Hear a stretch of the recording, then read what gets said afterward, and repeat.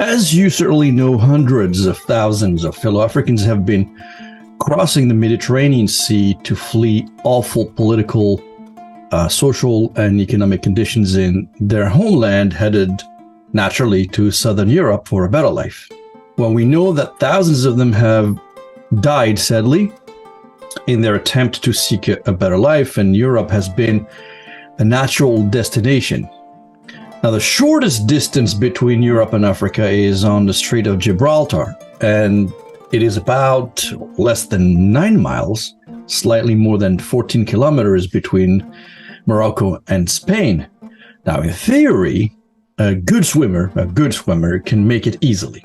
And so while Southern Europe, Spain in particular, and the Italian island of Lampedusa have been the preferred destination of so-called irregular migrants, you would think that North America, say the United States, for example, would be sheltered by the presence of the massive Atlantic Ocean separating Africa to the Americas.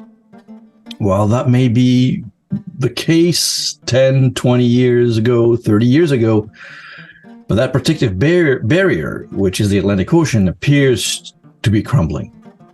Now, migrants, mainly from West Africa, have been exploring new routes to get them to North America, and they have found ways to go through Istanbul in Turkey, then journey into Latin American countries, such as Nicaragua, Colombia, El Salvador, and then from there they hop into a bus, generally owned by smugglers, to cross the U.S. border.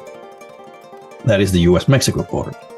The Associated Press, as reported by the New York Post, says migrants and their smugglers have been pretty savvy users of social media, such as WhatsApp and Instagram, in an effort to organize their itinerary. It turns out Nicaragua has been the favorite entry point of migrants into the Americas because, according to AP, the country has had relaxed entry requirements. AP writes that between March and June, more than 8,500 Mauritanians arrived by crossing the border illegally from Mexico into the U.S., up from just 1,000 in 4 months prior, citing data from U.S. Customs and Border Protection Agency.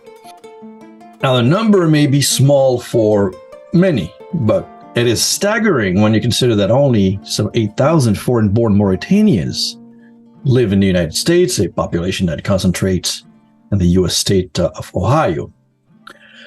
What's interesting is that some observers say what's driving this Mauritanian emigration is, in their minds, simply social media hype, considering that Mauritania is not facing any specific social, economic, or political crisis per se.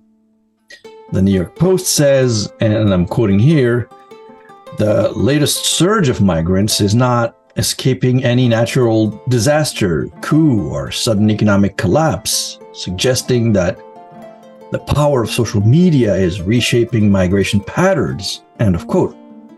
But personally, I do not agree with that. Black Mauritanians have been persistently subjected to discrimination and racism by many fellow Mauritanians of Arab origin. And that's despite government policies that ban these practices and behavior. Sadly, there's no enforcement to the rules.